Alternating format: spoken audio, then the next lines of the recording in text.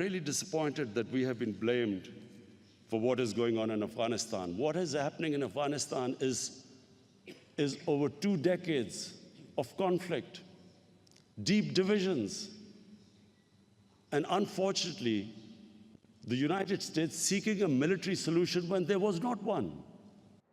All right, for more on this, let's bring in our guest, Ashraf Haidari. He's Afghanistan's ambassador to Sri Lanka and joins me now from Colombo. Ambassador, good to have you on the program with us again. Is the Taliban getting support from Pakistan, and if so, in what way? Well, absolutely, in all different ways. Without Pakistan's support, there is no way that the Taliban could have survived or lasted even, in the initial years of their resurgence.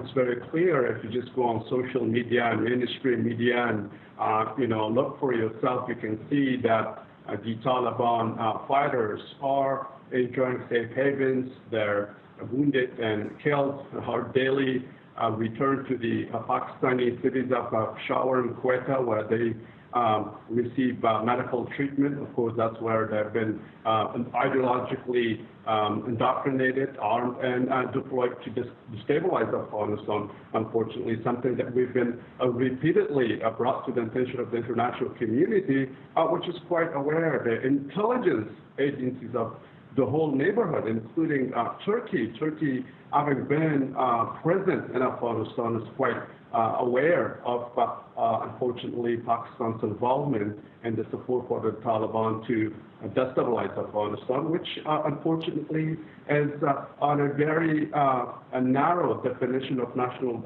security.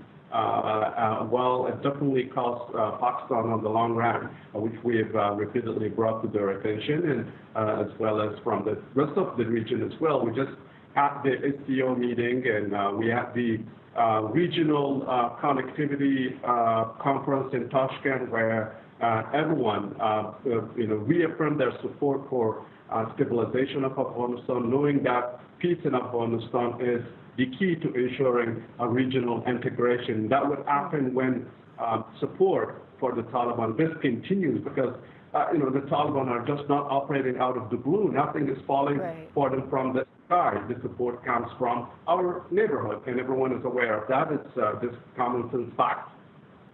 So could this support from Pakistan for the Taliban potentially have an impact on the peace talks that are underway right now in Doha? Well, let's hope so. I mean, if Pakistan has that leverage and they can use it constructively, something that we've been encouraging the country to have the Taliban seriously and tangibly engage in the peace talks. And this should have already happened. Remember, the United States and the Taliban signed the Doha Agreement in February 2020, and the Taliban there firmly committed that in return for the withdrawal of NATO forces from Afghanistan and the release of 6,000 Taliban foot soldiers, which the Afghan people authorized the Afghan government to release. And they, of course, committed to starting, the peace talks meaningfully, to reducing violence, and then to committing to a comprehensive ceasefire that would allow both sides to make the kind of progress that we both need to end the bloodshed and to move to achieving a sustainable political outcome, a sustainable political settlement. How far apart are the sides in these peace talks, and do you see a realistic solution, one that the Taliban will actually adhere to? Absolutely, it's realistic as long as the Taliban are encouraged tangibly by their sponsor in the region, and as long as the Taliban, stand by their commitment under both the Doha Agreement, which they signed with the United States, and as well as, of course, the United Nations Security Council Resolution 2013, and the provisions of both the agreement and the resolution are very clear as far as the commitments by all sides.